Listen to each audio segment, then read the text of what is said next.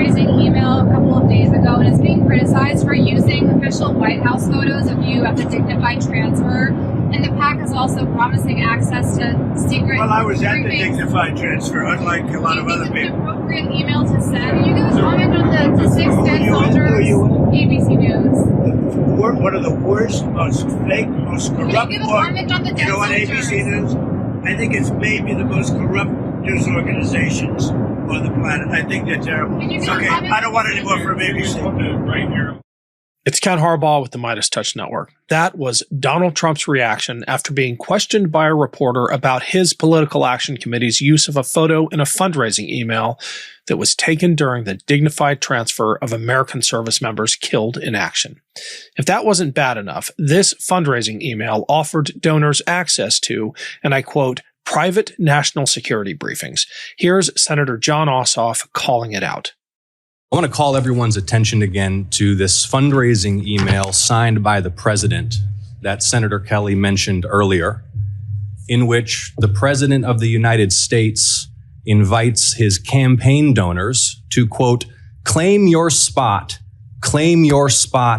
join now to receive private national security briefings to his political donors, featuring a photo of the president at a dignified transfer ceremony with a flag-draped coffin of an American service member killed in action returning to their family. And the American people need to know that the President of the United States is fundraising for his political campaign and his PAC using images of American service members killed in action, and it's a disgrace. You know who I had to talk to about all this. Chris Goldsmith is an Army combat vet and the founder of Vets Fighting Fascism, and there is very little that matters more to either of us than defending the dignity of our brothers and sisters in arms who died serving in uniform. Here's our conversation. Chris, thanks for joining us today. The president's PAC just put out an email soliciting donations literally off the bodies of our dead brothers and sisters, using a photo from that dignified transfer at Dover with him wearing that stupid hat. And I remember at the time doing a live hit, I can't remember where, but I said this was a marketing ploy. It's what his presidency is all about. It's about marketing and grift, and he's going to go sell those hats. And sure enough, he puts out a campaign email to raise money and to offer like private national security briefings to top donors. It was absolutely disgusting. I can't say it lowered the bar because it's already as low as it can go, but I mean, go for it. Yeah, it's hard to even add anything, because if MAGA needs someone to explain to them why this is not just wildly inappropriate, but absolutely, completely unprecedented, yeah, they have completely deluded themselves. They're no longer part of reality. They're living on another planet. For context, so that people understand this, because understandably, not everybody follows the cost of war the way that we do, right? During the Bush presidency, when I served in the United States Army, it was not allowed for anyone to take photographs at a dignified transfer. Press was not allowed because they did not want to show, let's give them the benefit of the doubt. They wanted to respect the families and allow it to be a private event for the families. I disagreed with that because I felt that the cost of war needed to be shown. And, you know, we had thousands of troops who died in the war that I served in Iraq. And most Americans never saw their faces, never saw the flags, never saw the families. And that is part of the reason that I think the global war on terror, as disastrous as it was, lasted so long, because Americans were told by the Bush administration, go to the mall. Don't worry about the war. But what Trump did was not just was not anything related to the troops or honoring the sacrifice that they made in what was a war that Congress didn't approve at all, that the American people didn't see coming mostly, and that even Trump's most ardent supporters are turning on him because he violated a campaign promise and sent troops to another endless war in the Middle East. But he's doing it for one reason, and that is to make money.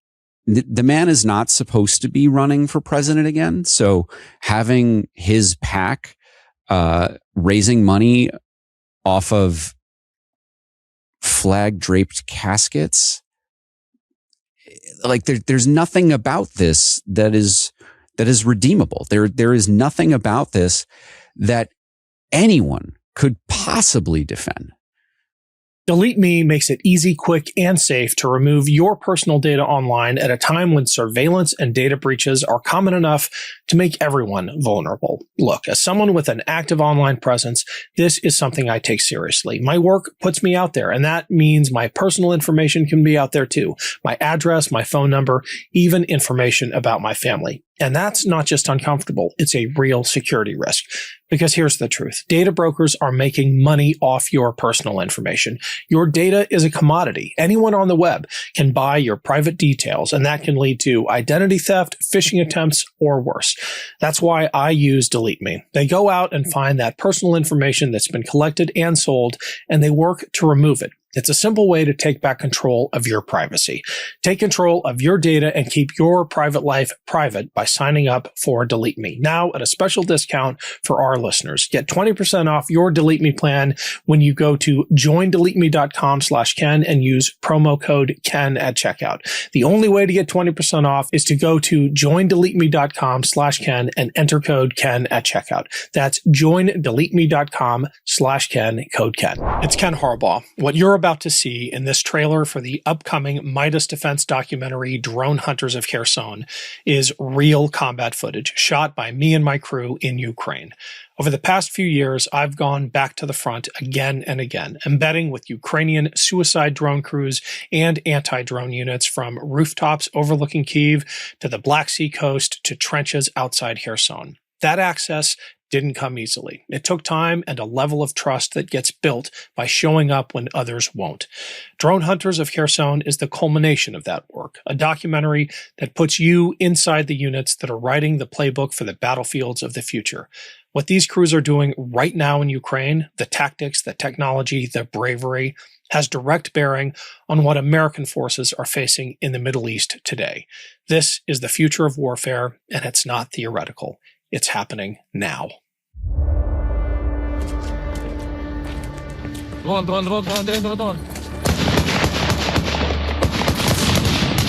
The contest between who gets who first. Do they get the drone, or does the drone get them?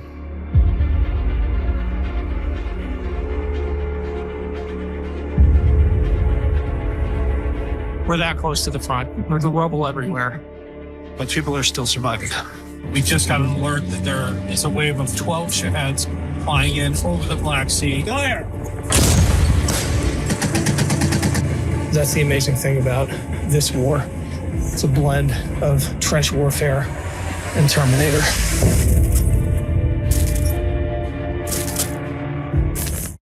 Even Fox News understood, in the moment at least, the offense of wearing a hat like that. I mean, it's one thing to wear a military cover outside and salute out of respect, but wearing a baseball hat that's for sale on your Super PAC's website, they substituted in footage from a different dignified transfer ceremony because they didn't want their audience to see the truth about the president. Even Fox News knew it crossed a line.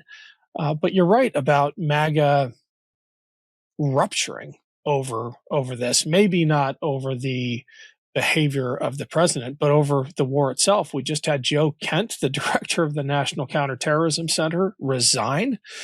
Feels like, as bad as he is, and I'm sure you've tracked him, I mean, his main qualification is being a white nationalist. As bad as he is, it feels like we need a director for counterterrorism in this moment. And, you know, even that position is not immune from this rupture within the Republican Party, within MAGA. Yeah. Joe Kent is someone that I followed because of his affiliation with known extremist organizations for years. Part of the reason that he is the way he is because his wife, who served, I believe, as a translator or at least an intelligence analyst, was killed in Syria. And one of Joe Kent's things, I'm not going to say anything else about him, was that he didn't want more people to die the way that his wife did. And the man that he committed himself to supporting, Donald Trump. Well, can I just add to that, if you won't? He blamed the Israelis. I mean, anyway, all right, keep going. So, as I don't like Joe Kent for a million reasons, but the one thing that we aligned on was not believing that we should involve ourselves in more. I feel like it's offensive to call it stupid wars. They're not stupid wars. They're wars that are killing American sons and daughters. They're wars that are killing mothers and fathers, husbands and wives. To call it a stupid war, I think it allows us to cheapen what is happening. It's not a stupid war. It's a war of choice. It's a war that didn't need to be waged. And it was a war that most people, I think, in the Trump administration don't agree should have happened. And this is something that was clear from the beginning of the Trump presidency, of the second presidency, that it was going to happen. Dan Caldwell, a friend of mine, who another person I don't agree with on much when it comes to policy, but the man, he worked in a conservative veterans advocacy group. I have never had a reason to doubt his sincerity and his beliefs in the way that like the VA system ought to run. But he worked at the Pentagon. He came in because he worked at the same veterans organization that Pete Hegseth did back in the day, Concerned Veterans for America. And Dan Caldwell was pushed out of the Pentagon last year because he was opposed to the war in Iran that Hegseth and other people around him were so committed to going into. So Hegseth turned on some of his closest advisors, who he had some of his longest professional relationships with in not just the veteran space, but in the national security space, because Hegseth wanted to go to war in Iran. And Donald Trump, chose the last few weeks to just decide, okay, we're going in with Bibi Netanyahu. We're going to do it. Not giving Congress a warning, not giving any of our allies a warning. And now he's begging NATO for help just weeks after, spending a couple months threatening a NATO ally, Denmark, that we're going to use the military to take Greenland by force. Everything about this is absurd, short-sighted, and will result in the deaths of more Americans. Not just overseas, not just those of us, who wore the uniform or those who are wearing the uniform now, but here in the United States. Last week, we had 2 terrorist attacks on the homeland that were inspired by this new war. And we're just 3 weeks into this war in Iran. We can and should expect more attacks domestically.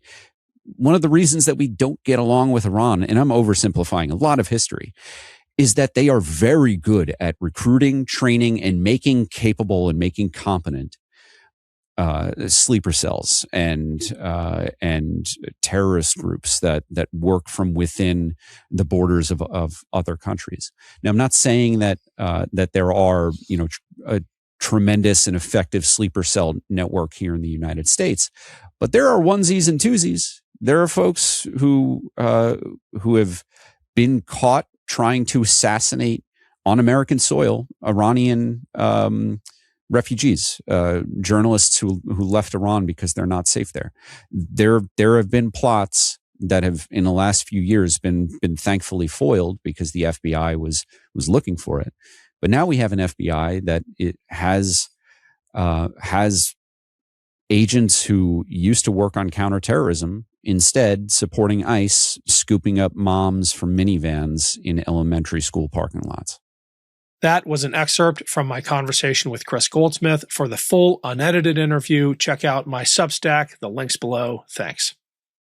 Love this video? Support independent media and unlock exclusive content, ad-free videos, and custom emojis by becoming a paid member of our YouTube channel today. You can also gift memberships to others. Let's keep growing together.